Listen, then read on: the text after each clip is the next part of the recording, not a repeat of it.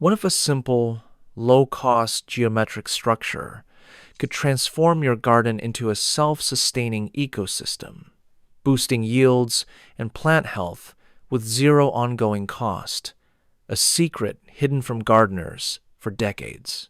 A $15 copper pipe, precisely bent into the shape of the Great Pyramid and placed over a garden bed, requires no wires, no batteries, and no fertilizer. Within days, the soil beneath it becomes electrically active. Roots grow directly towards the copper, and seeds germinate noticeably faster. One agronomist measured double the potato yield from plants grown under this unique shape compared to those grown without it. A Canadian farmer even claimed a staggering 36 times more food per 0.09 square meters inside a pyramid greenhouse built to these exact proportions. A Czech radio engineer dedicated a decade to proving to a government patent office that this shape possesses measurable physical effects on matter, eventually securing a patent. The secret lies in the pyramid's shape, specifically its 5 1-degree angle, and the material, copper.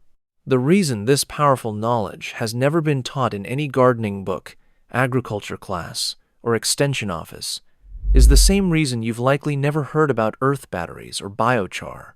It doesn't require repeated purchases. This is the electric soil secret. When the right geometry meets the right metal over the right soil, a passive energy system forms.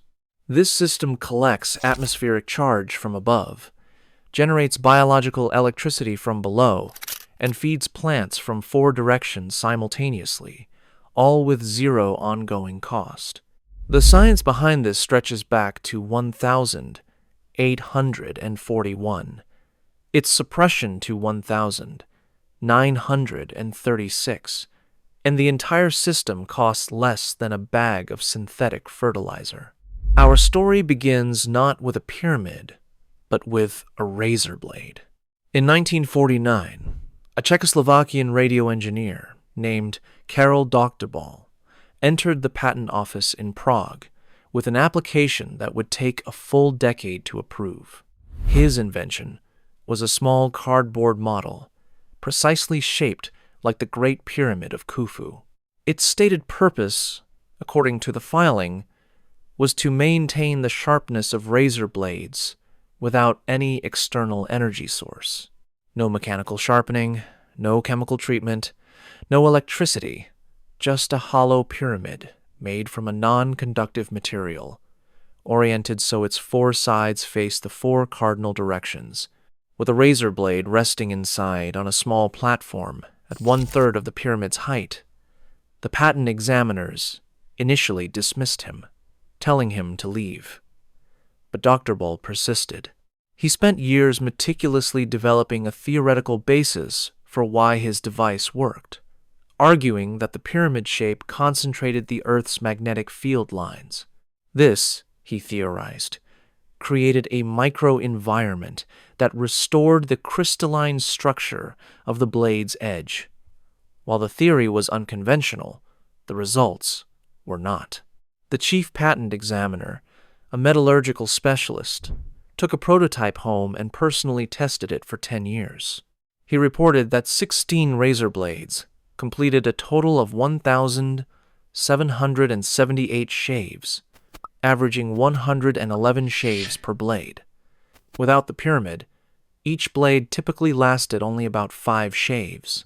Finally, in 1959, patent number 91,304 was granted by the Czechoslovak Republic. Here's the crucial detail that fundamentally changes our understanding. Doktorbal's patent stated that while the pyramid was tested, other geometric shapes might also produce regeneration. He wasn't claiming pyramids were magic.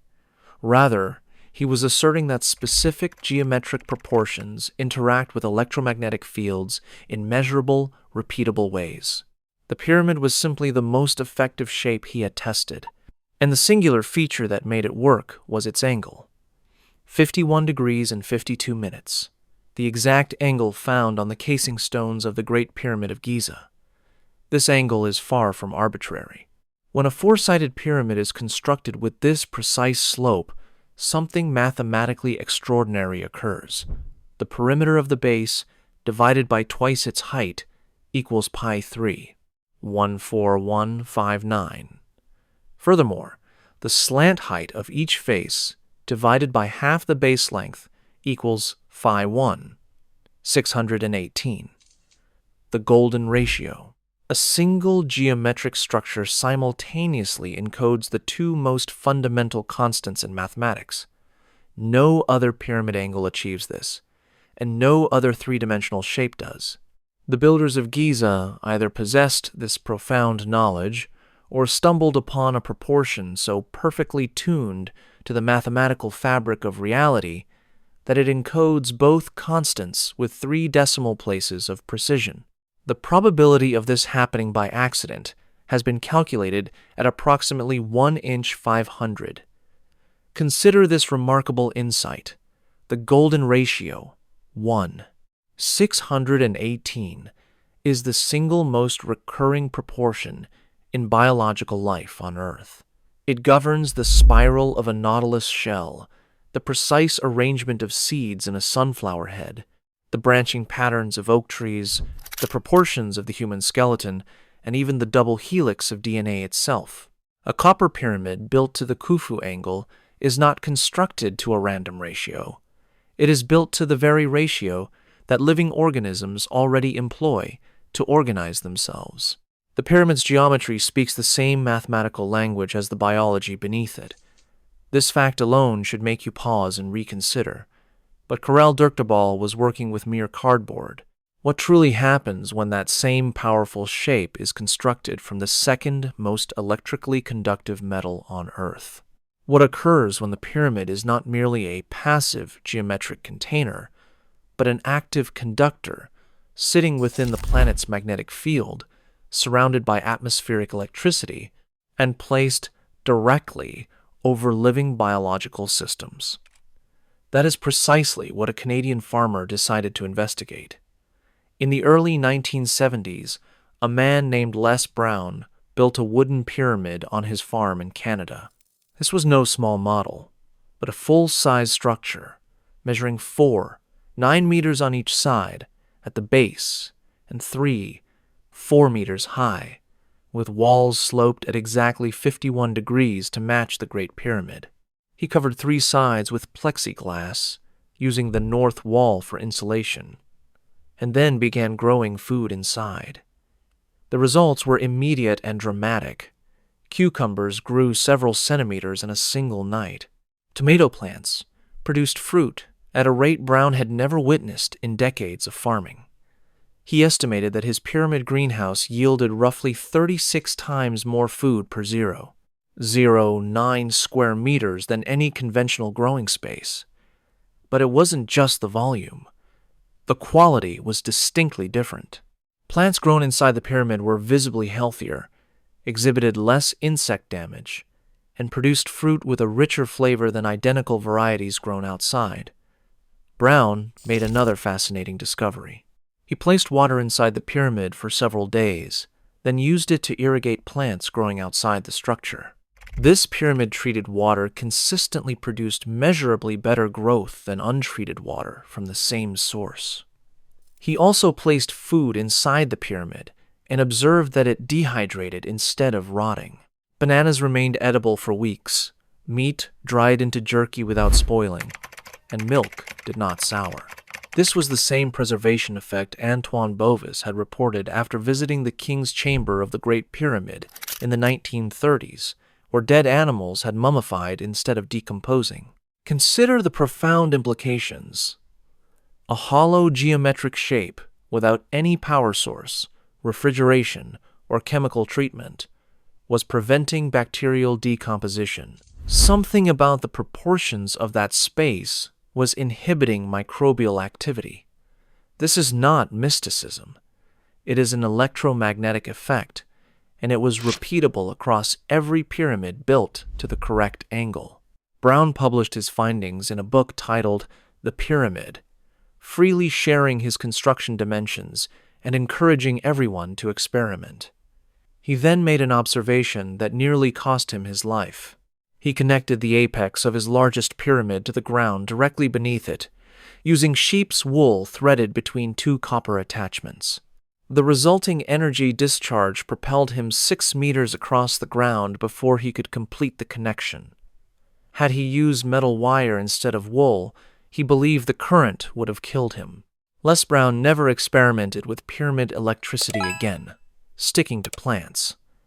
But the implication was undeniable. The pyramid was not just preserving food and accelerating growth. It was concentrating energy, real, physical, measurable energy. And when given a conductive path to the ground, that energy moved. Les Brown worked with wood and plexiglass, and Karel Doctorbal with cardboard. Now, imagine what happens when the same structure is built from copper, a material with an electrical conductivity of 59 million Siemens per meter, second only to silver, and placed directly over living soil, rich with moisture, minerals, and billions of electrically active microorganisms. A Ukrainian defense contractor didn't have to imagine. He built 50 of them. In the early 1990s, Alexander Golod began constructing pyramids across Russia and Ukraine. These were not small garden models, but massive fiberglass structures, the tallest standing 44 meters high and weighing 50 metric tons. By 2010, more than 50 such pyramids stood across the former Soviet Union. Golod deliberately avoided any metal in their construction, using PVC pipe frames covered in fiberglass sheets. His pyramids were built to what he termed the golden section ratio, a steeper profile than the Giza pyramid, but still rooted in the same mathematical constant, phi. What distinguished Golod was his access. He coordinated research teams across prestigious Russian institutions, including the Mechnikov Scientific Research Institute and the Ivanovsky Institute of Virology. Over a decade of experiments, agricultural seeds placed in these pyramids before planting reportedly showed yield increases of 30% to 100%. The pathogenic strength of viruses and bacteria also reportedly decreased after exposure. The single most extraordinary claim came from the Russian military. Radar installations detected an energy column extending vertically from the apex of the largest pyramid into the upper atmosphere. It was visible on radar, yet possessed no physical structure, a coherent beam of energy radiating upward from a geometric shape. Now, I must be transparent with you. Golod's research has attracted significant criticism. No peer-reviewed Western journal has confirmed these specific results. Critics note that the studies often relied on observational inference rather than controlled, double-blind methodologies, and some visitors reported feeling nothing at all. The scientific consensus in the West does not support all of Golod's claims. However, his research was not conducted in isolation. Multiple Russian scientific institutions participated over more than a decade, and the agricultural results align with what Les Brown documented in Canada and what Yannick Van Doorn has demonstrated in Europe. Furthermore, there is one piece of evidence that skeptics find harder to dismiss. A study indexed on PubMed, the United States National Library of Medicine database. This study examined the biological effects of a pyramid model built to Egyptian proportions. The researchers found that pre-sowing storage of dry barley seeds inside the pyramid stimulated plant growth. They also measured a change in the pH of water inside the structure and observed a 3-fold increase in the rate of decomposition of hydrogen peroxide solution exposed to the pyramid's interior. That is, a measurable chemical reaction accelerating by 300% inside a geometric shape with no power source. Something is undeniably happening inside that geometry that alters the rate at which molecular bonds break. While we do not yet have a complete explanation for why, we do have a measurement that confirms it does. Yannick Van Doorn is a Belgian agronomist with a degree in agriculture and biotechnology.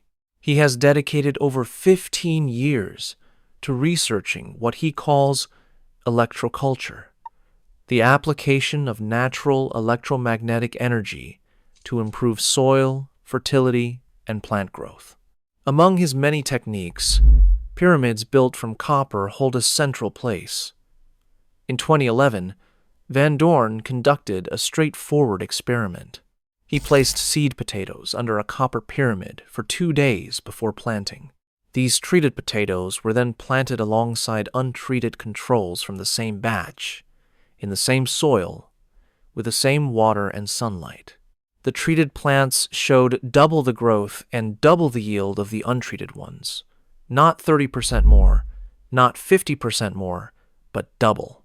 In workshops across Europe, Van Doorn teaches students to construct copper pyramids using standard hardware store pipes. He reports that a copper pyramid placed over a garden bed can yield more than 40 potatoes per plant, compared to the normal 5 to 10. His students consistently report similar results, with tomatoes, courgettes, herbs, and leafy greens. The Charged Garden, an electroculture community testing these techniques since 2011, reports that seedlings grown under copper pipe pyramids grow approximately twice as fast and exhibit less insect damage during their early stages. Here's a crucial detail that will change how you perceive copper and geometry. Copper is paramagnetic, meaning it is weakly attracted to magnetic fields and capable of amplifying them. It forms the bases of every electromagnetic coil, transformer, and antenna on Earth. When copper is shaped into a pyramid at the golden ratio angle, it effectively becomes a three-dimensional antenna, precisely tuned to specific electromagnetic frequencies. The 4 triangular faces act as receiving surfaces, the apex serves as a focal point, and the interior transforms into a resonant cavity where electromagnetic waves can constructively interfere and concentrate. It is not merely a garden ornament. It is a passive energy collector with no moving parts, no external power source, and no expiration date. So why is none of this widely taught or adopted? The answer follows the same pattern as other suppressed soil technologies. In 1974, the same decade, Les Brown was growing 36 times more food under his pyramid. The global fertilizer industry was entering its exponential growth phase.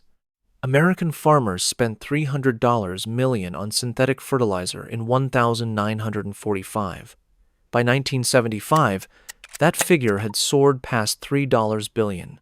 A permanent geometric structure, installed once and never repurchased, has no recurring revenue model. A bag of fertilizer that runs out every spring, however, does. The British Electroculture Committee, established in 1918 under the Ministry of Agriculture and staffed with Nobel laureates, spent nearly 2 decades collecting field data, documenting substantial yield gains from electrical methods. In 1936, every report was stamped "not for publication" and sealed. The committee was subsequently dissolved. Academic citations for electroculture plummeted by over 90% in the following decades, precisely as fertilizer revenues consistently broke records year after year. No secret conspiracy memo was needed. The market simply rewarded the consumable over the permanent solution. What follows are the insights the electroculture community has gathered after decades of independent experimentation. We will explore 3 applications, from the simplest to the most advanced. Each application works effectively on its own, but when combined, they form a synergistic system that none could create separately. The simplest application is the copper pyramid seed energizer. Its construction is straightforward. You'll need 1 25 centimeters, 1/2 inch, Type M copper pipe from any plumbing supply store, cut into 4 base pieces and 4 edge pieces. Crucially, use pure copper, not galvanized steel, not PVC wrapped in copper tape, and not iron with copper paint. The critical ratio that distinguishes a functioning device from a mere decoration is this: the edge length must equal the base length multiplied by 0, B6, 952. This is the exact proportion derived from the Great Pyramid of Khufu. For example, with a 30 centimeters base, the edges would be 29 centimeters. For a 60 centimeters base, the edges would be 58 centimeters. The base pieces connect to form a square using 9 0-degree copper elbow fittings. The 4 edge pieces meet at the apex, joined either by soldering with lead-free solder, which creates the cleanest energy path, or by a 4-way copper fitting, sometimes sold as a cross-connector. The total material cost for a 30 centimeter seed energizer typically runs under $15. The detail that most experimenters overlook, but one that every researcher from Dr. Ball to Golod to Van Dorn insisted upon, is orientation. One flat side of the pyramid must face true north, not magnetic north. You'll need to adjust for local magnetic declination. Dr. Ball's patent explicitly states that the sides should face the 4 cardinal directions and that any object placed inside should be oriented north to south. Without this precise alignment, the device remains inert. With it, the geometry begins interacting with the Earth's magnetic field in the way the patent describes. Seeds are placed on a non-metallic platform, such as a wooden block, a ceramic tile, or a piece of cardboard, inside the pyramid at roughly 1/3 of its total height from the base. This specific zone corresponds to the King's Chamber in the Great Pyramid and is where both Dr. Ball and Brown documented the strongest effects. The seeds remain there for 2 to 3 days before planting. Van Dorn notes that charging time depends on atmospheric conditions. Seeds charge faster during electrical storms and during a full moon when atmospheric electromagnetic activity peaks. 3 days in calm weather is a reliable average.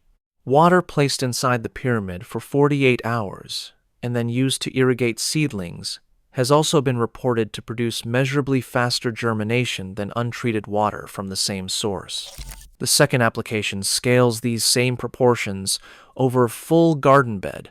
For a standard 1-2 meter wide raised bed, the base of the pyramid would be 2 meters per side, with the edges cut to 15 meters from 9 centimeters, 3/4 inch, or 5 centimeters 1 inch copper pipe for structural rigidity. The base frame sits directly on or around the garden bed. The 4 edge pieces meet at the apex, pointing straight up, with one flat side facing true north. The sides do not need to be enclosed with panels. An open frame of copper pipe at the correct angle produces the documented effects on seedling growth rate and pest resistance. According to multiple experimenters, including the charged garden community, practitioners have learned 2 crucial material warnings the hard way. Firstly, iron and steel fittings should never be used to connect copper pipe. The Austrian naturalist Victor Schauberger documented that iron tools decreased soil magnetism, increased farmer workload, and created drought-like conditions in surrounding soil, whereas copper, brass, and bronze did not. Secondly, copper pipe that has been painted, lacquered, or coated will not function. The raw copper surface requires direct atmospheric contact. The green patina that develops over time is copper carbonate. It protects the metal and does not reduce conductivity, so it should not be scrubbed off. The third and most advanced application is where the copper pyramid connects to an ingenious underground system that transforms a garden bed into a self-feeding, self-watering, electricity-generating organism. This is a configuration that virtually nobody in mainstream agriculture discusses. The foundation begins with a trench 60 centimeters deep. The largest logs and branches are placed at the bottom, using only untreated hardwoods such as oak, maple, birch, alder, apple, or cherry. Ideally, the wood should already be starting to soften. Pressure-treated lumber contains arsenic and chromated copper arsenate that will poison both soil and food. Painted or stained wood carries the same risk. Black walnut releases a chemical called juglone, which kills most garden plants within its root zone. Cedar and redwood decompose so slowly that they can stall the entire decomposition process for years. Smaller branches, sticks, and wood chips then fill the gaps between the logs. A layer of leaves, grass clippings, or kitchen scraps is added on top for nitrogen. This entire wood layer becomes a water reservoir, a heat engine, and a microbial fuel cell. A single buried log can hold several times its own weight in moisture. During dry spells, this stored water wicks back into the surrounding soil.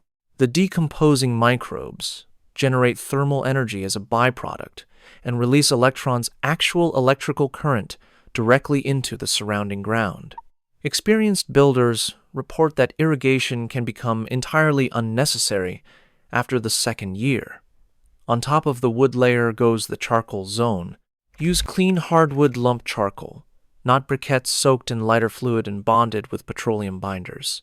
Natural lump hardwood charcoal can be purchased from the grilling section of a grocery store, or safely made at home using a top-lit updraft burn in a steel drum with holes drilled near the bottom for airflow.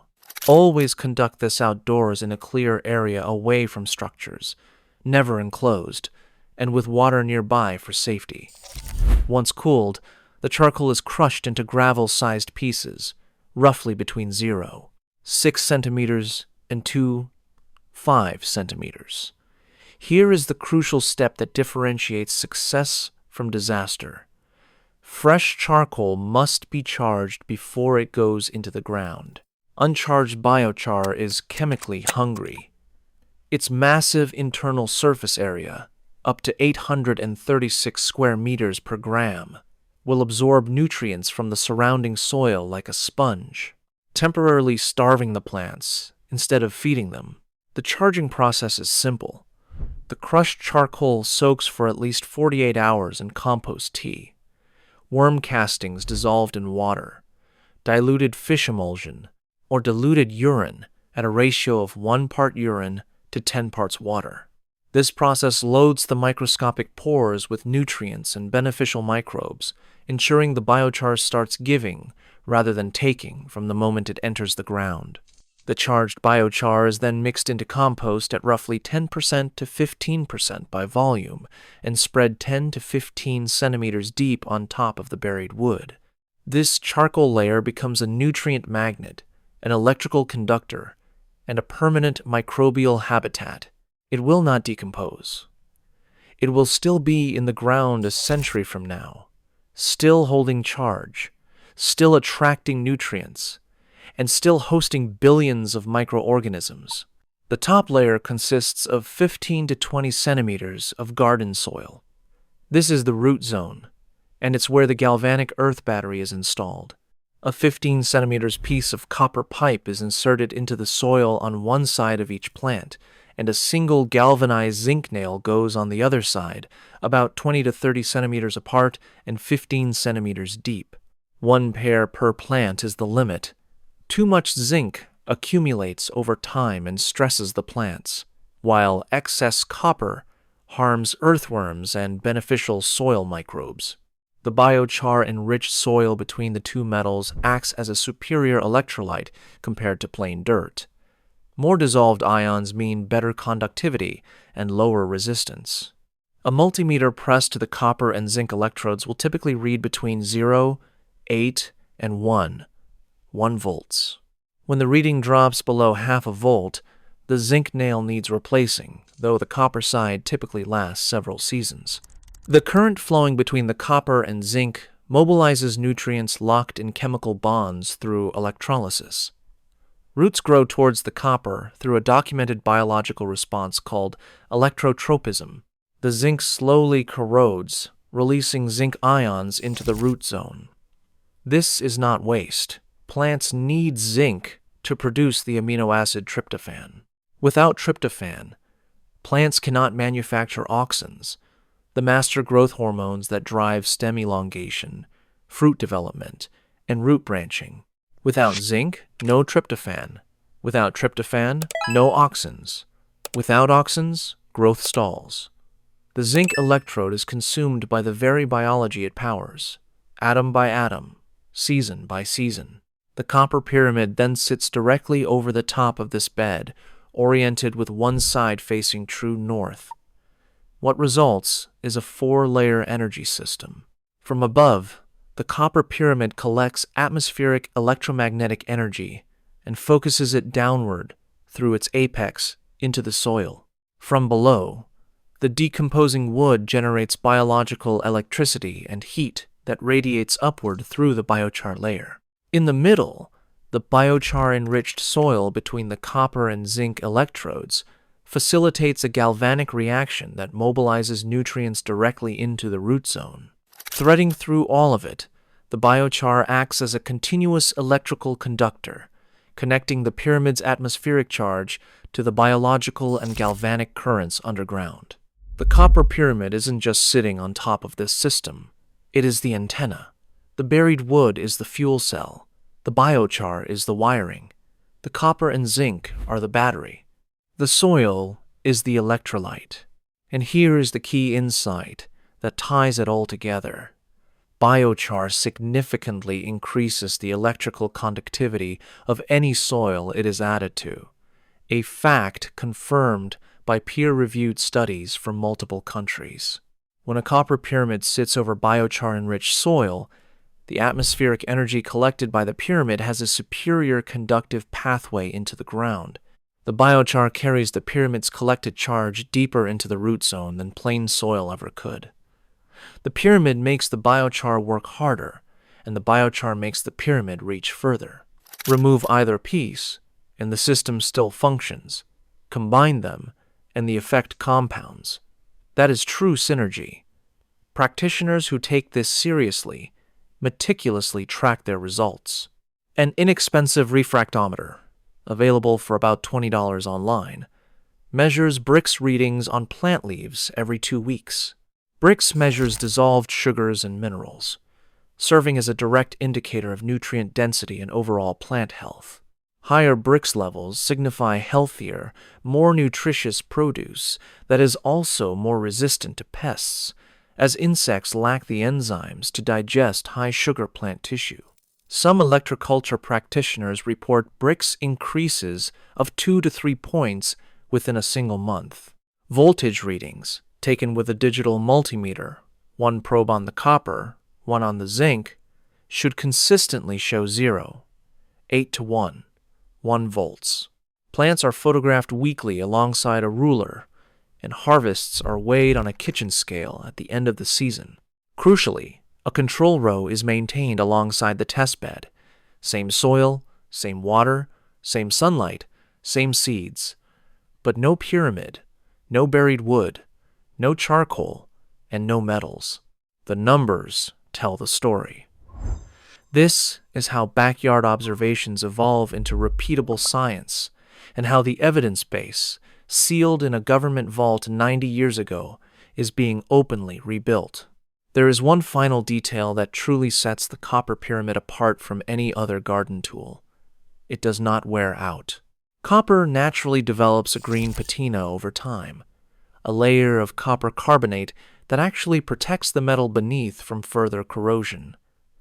This is precisely why copper roofs on cathedrals endure for centuries. The pyramid will outlast the garden bed, the fence, the house, and likely the next 3 owners of the property. The zinc nail needs replacing every few seasons as it slowly donates its ions to the plants. The buried wood fully decomposes in about a decade, leaving behind deep, dark, crumbly soil. But the copper pyramid and the biochar will still be there 100 years from now, still collecting atmospheric energy, still hosting microbes, still holding nutrients, and still quietly performing the work that a $200 billion fertilizer industry would prefer people pay for annually. The ancient Egyptians aligned their Great Pyramid to true north with an astonishing accuracy of 1/15 of a degree. They encoded pi and the golden ratio into a single structure using nothing but stone and astronomical observation. These same powerful proportions can be achieved with a $15 trip to a plumbing supply store and a $2 pipe cutter. The experiment is inexpensive. The risk is zero. The only variable left is whether this knowledge gets built into your garden or merely scrolled past. The fertilizer industry is valued at over $200 billion a year, and the pesticide market adds another $60 billion. Both depend on repeat purchases every single season. A copper pyramid costs $15 and lasts forever. Biochar costs about $4 a bag and persists for centuries. A galvanized nail costs mere pennies. One installation collects atmospheric energy, enhances nutrient uptake, accelerates germination, and grows stronger every year it sits in the ground. Every soil technology that was ever buried, from terra preta to earth batteries to electroculture, has eventually resurfaced because the underlying physics never expires and the evidence never fully disappears. The proof is in the geometry. The test is in the garden. If this revelation has changed how you think about what a $15 piece of copper pipe can do, for more stories like this, be sure to subscribe to Vitality Blueprint. There is a lot more buried out there, waiting to be found.